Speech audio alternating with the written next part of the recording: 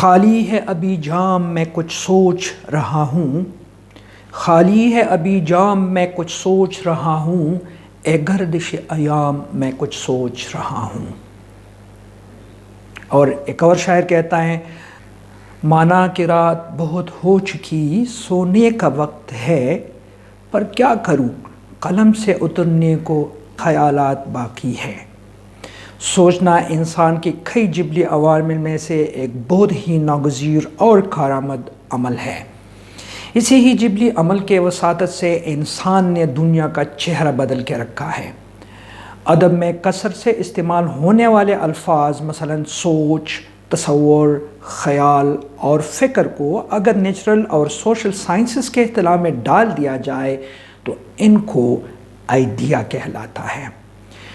کوئی آئیڈیا انسانی ذہن کا وہ منفرد تخلیق ہے جس کا پہلے سے کوئی مادی وجود نہیں ہوتا۔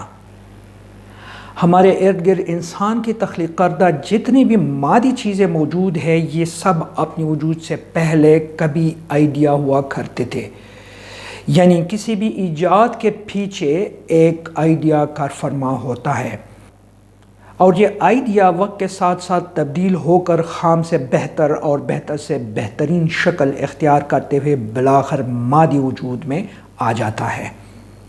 بالکل اسی طرح جس طرح ایک چھوٹا بیج زمین میں گاڑنے کے بعد وقت کے پرواز کے ساتھ ساتھ ایک تناور درخت بن جاتا ہے، زندگی کے ہر شعبے میں لامحال کامیابی ایک بہترین آئیڈیا کا منتظر رہتا ہے۔ جو ہی ایک منفرد آئیڈیا انسان کے ذہن میں جنم لیتا ہے، اگر اس کو موزوں طریقے سے استعمال کیا جائے تو کامیابی اس کے ساتھ سائے کی طرح خود بخود نمودار ہونا شروع ہو جاتی ہے۔ اب سوال یہ ہے کہ ایک منفرد آئیڈیا انسان کو کب آ سکتا ہے، اور کون سا آئیڈیا وقت کے کروٹ کے ساتھ ایک تناور درخت کی شکل اختیار کر سکتا ہے؟ تو آئیے اس سوال کے پہلے حصے کو ایک مثال کے توسط سے سمجھنے کی کوشش کرتے ہیں۔ میں ایک فزسسٹ ہوں۔ اگر میں اپنی پوری توانائیاں کسی دوسری فیلڈ مثلا میڈیکل سائنس، بایولوجیکل سائنس یا پھر سوشل سائنسز کی کسی خاص فیلڈ میں صرف کرتا رہوں، اس آس کے ساتھ کہ میرے دماغ میں کوئی ایسا منفرد آئیڈیا جنم لے گا جو اس غیر متعلقہ فیلڈ میں پیش رفت کا سرچشمہ بن جائے گا، تو اس طرح کی کوئی بھی کوشش غیر فطری عمل لگتا ہے۔ بلکہ حقیقت یہ ہے کہ جس پلیٹ فارم پہ انسانی دماغ عرصہ دراز سے خم پیچ کھاتا پھرتا ہے، ادھر ہی اپنے تخیل کا اثر دکھاتا ہے۔ مثال کے طور پر الیکٹریسٹی اور میگنیٹزم کے کئی دہائیوں سے قائم چاروں قوانین کو اپنی میز پر سامنے رکھ کر میکسویل کو ان قوانین میں ایک بنیادی خامی نظر آتی ہے۔ اس پر سوچتے سوچتے ان کو آئیڈیا آتا ہے اور اس فیلڈ میں مہارت کی بنیاد پر خالص طبی منطق پر اپنی طرف سے صرف ایک ہی قانون میں ایک چھوٹا سا ٹرم جمع کرتا ہے، اور اس چھوٹے سے ٹرم کا آئیڈیا الیکٹرو میگنیٹزم کا ایک ایسا تناور درخت کھڑی کرتا ہے کہ اگر اس کو آج بھی ایک دن کے لیے پس پردہ رکھ دیا جائے تو کھرہ ارض پر بسنے والے مخلوقات نہ معلوم کن کن مصیبتوں میں گر جائے۔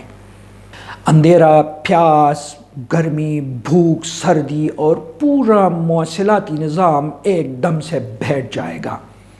پہیے کا مثال لیجئے، کبھی یہ بھی کسی شخص کے ذہن میں آئیڈیا کے روپ میں نمودار ہو کے رہتا ہوگا، لیکن آج شاید کہ کوئی میکینیکل پرزہ ایسا ہو جس میں پہیہ کسی نہ کسی شکل میں موجود نہ ہو۔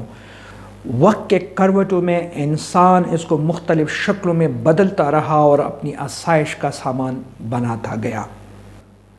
تاریخ کے اوراق اس حقیقت کی بھی گواہی دیتے ہیں کہ جتنا آئیڈیا معمول سے ہٹ کے ہوتا ہے اتنے ہی وہ آنے والے دنوں میں کارآمد ثابت ہوتا ہے۔ اگرچہ وقتی طور پر اس کو اپنانے سے زمانہ ہچکچاتا ہے، اور یہ بھی عین ممکن ہے کہ ایسے غیر معمولی آئیڈیا کا مذاق بھی اڑایا جا سکے، بالکل اسی طرح جس طرح کہ Einstein special theory of relativity کا حال ہو گیا تھا، یا پھر آئنسٹائن کا فوٹو الیکٹرک افیکٹ کے آئیڈیا کو 15 لمبے سالوں تک کوئی گھاس ہی نہیں ڈالتا رہا۔ بہرکیف آئیڈیا چھوٹا ہو یا بڑا، ہر حالت میں بہتر ہی ہوتا ہے۔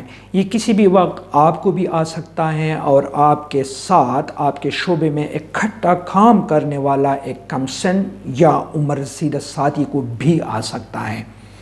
حرف آخر یہ کہ ہمیں اپنے جوان نسل کو رٹھے اور معمول کے ساکن ماحول سے نکال کر ان میں سوچنے کا رجحان بڑھانے کے لیے ملکی سطح پر ایک مضبوط لائحہ عمل تیار کرنا ہوگا۔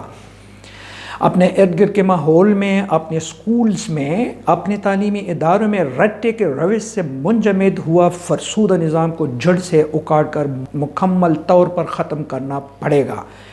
نئے آئیڈیاز کے طرز عمل کو زندگی کے ہر شعبے میں پروان چڑھانا ہوگا اور نئی آئیڈیاز سے آراستہ جدید ٹیکنالوجی کے کندھوں پر بچھایا ہوا ایک بہت ہی خوبصورت سڑک پر قوم کو ترقی کے منزل کی طرف تیزی سے گامزن کرنا پڑے گا۔ تب کبھی یہ محبوب قوم عالمی غلامی سے آزاد ہو سکے گا۔ جذبات بھری گیتوں کے سننے، سنانے اور آباء و اجداد کے بہادری کے پرانی کہانیاں دہرانے سے کچھ بھی حاصل نہیں ہونے والا۔